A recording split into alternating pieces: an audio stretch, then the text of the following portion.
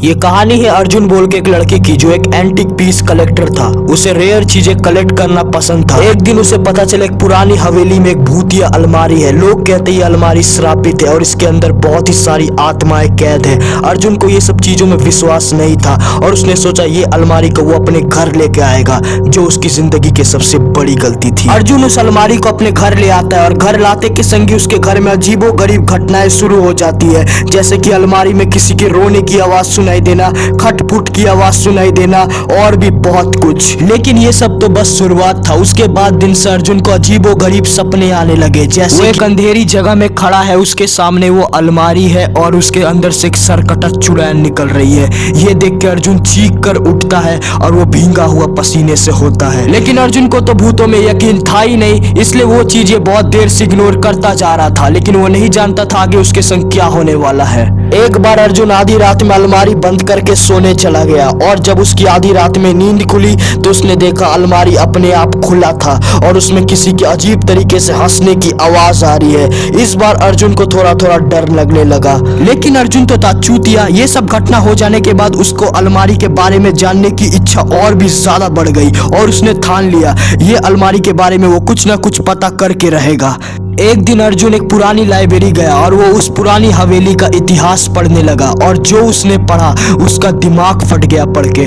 उसने पढ़ा उस हवेली में एक राजा रहता था और उसने अपने एक औरत को काट कर उस अलमारी में रख दिया था और तब से वो अलमारी एक हॉन्टेड अलमारी बन चुकी है। मानो ये पढ़ने के बाद उसके पैरों के नीचे से जमीन खिसक गई। लेकिन हाँ, अर्जुन ने और एक चीज पढ़ा। उस अलमारी के अंदर एक खजाने का डब्बा है जो राजा ने मरते टाइम उस अलमारी में रख दिया था। अर्जुन को थोड़ा बहुत लालच आने लगा। उसने सोचा ये भूत वूत की बातें छोड़कर मैं वो खजाना निकालूंगा और उस अलमारी को फेंक दूंगा, फिर ऐश की जिंदगी जीऊंगा। लेकिन उसकी ये गलतफहमी उसकी जान लेने वाली थी।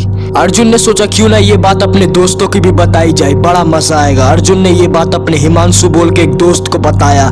हिमांशु ने उसे बोला, अरे वाह ये तो बड़ी गजब की न्यूज है। एक काम करते खजाना आपस में बांट लेते हैं और कहीं दूसरी जगह मस्त जिंदगी जिएंगे। अर्जुन को भी ये आइडिया बड़ा मस्त लगा। उसने भी हिमांशु की बातों में हाँ में हाँ बोल दिया। एक दिन अर्जुन ने अपने डर को साइड में रखा और उस रात में उस अलमारी के अंदर हाथ डाल दिया और उस खजाने के डब्बे को पकड़ लिया। और जैसे ही उसने पकड़ा एक ठंडी सी हवा चलने लगी। अर्जुन को महसूस होने लगा जैसे कि उसके पीछे कोई खड़ा है और जैसे ही वो पीछे मुड़ता है वो देखता है काली परछाई धीरे धीरे उसके पास आ रही है। वो देख के मानो तो अर्जुन की आत्मा बाहर आ गई। वो जोर जोर से चीखने लगा बचाने के लिए, लेकिन कोई भी नहीं आया। उसके बाद दिन से अर्जुन का कोई भी पता नहीं चला। पुलिस ने बहुत ढूंढा लेकिन उस घर में अलमारी के अलावा और कुछ भी नहीं मिला। लेकिन रुको रुको, अभी कहानी खत्म नहीं होती। उस घर पे एक दूसरा परिवार आता है, लेकिन इस परिवार को थोड़ी सी भनक लग गई थी इस घर पे कुछ ना कुछ है, इसलिए उन्होंने एक तांत्रिक को बुलाया। उस तांत्रिक ने कहा इसे जल्द से जल्द भगाना पड़ेगा, लेकिन उसके पास अभी भगाने के लिए कोई उपाय नहीं था। इसलिए उसने एक जुगाड़ किया।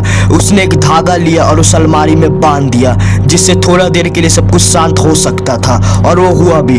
कुछ महीनों के लिए वो घर एकदम शांत हो गया। कुछ भी पता नहीं चल रहा था इस घर में कुछ ऐसा है। लेकिन कुछ दिन बाद कुछ ऐसा हुआ जो उस तांत्रिक ने बिल्कुल भी नहीं सोचा था। रोहन जो उसी फैमिली के एक मेंबर था, उसने एक रात अपने दोस्तों को पार्टी पे बुलाया। उसने सोचा घर पे कोई नहीं, ये फुल रात पार्टी करेंगे और मजे करेंगे।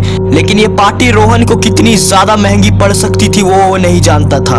मजाक मजाक में रोहन का एक दोस्त ने दारू पी के उस एक धागे को तोड़ दिया और जैसे ही धागा टूटा एक ठंडी तेज हवा चलने लगी। सब के सब घबरा गए। सभी के सभी इधर उधर भागने लगे। किसी को समझ नहीं आ रहा था आखिरकार यहाँ हो क्या रहा है। आखिरकार उस अलमारी से वो आत्मा बाहर निकल ही गई और जोर जोर से चीखने की आवाज आ रही थी। रोहन का वो दोस्त दौड़ता दौड़ता गया फोन की तरफ उस तांत्रिक को कॉल करने, लेकिन जैसे ही वो कॉल करने गया उस प्रेत आत्मा ने उसका गला दाब के उसे वहीं मार दिया। लेकिन रोहन बच जाता है क्योंकि वो घर से बाहर भाग जाता है। वो घर के बाजू के टेलीफोन सेंटर में जाता है और उस तांत्रिक को कॉल करके सारी बात बताता है। ये सब सुन के तांत्रिक को विश्वास नहीं होता और वो दौड़ा दौड़ा रोहन के घर में आ जाता है और उसको उपाय भी मिल गया था उस प्रेत आत्मा को भगाने के लिए। वो तांत्रिक भागा भागा जल्दी जल्दी में आता है और एक पुरानी किताब लेकर आता है और वो घर पे घुस के तंत्र विद्या पढ़ना शुरू कर देता है। और जैसे ही वो पढ़ना शुरू करता है घर में उछल पुछल होना शुरू हो जाती है, जैसे कि बर्तन टूटना, खिड़की टूटना और भी बहुत कुछ, लेकिन वो तांत्रिक रुकता नहीं, वो पढ़ते जाता है और फाइनली वो आत्मा को कंट्रोल कर लेता है। वो आत्मा को पकड़ के एक बोतल में कैद करता है और वो बोतल को दूर कहीं कब्रिस्तान में छुपा देता है और उन लोगों को मना कर देता है इस बोतल को कभी भी बाहर नहीं निकालने।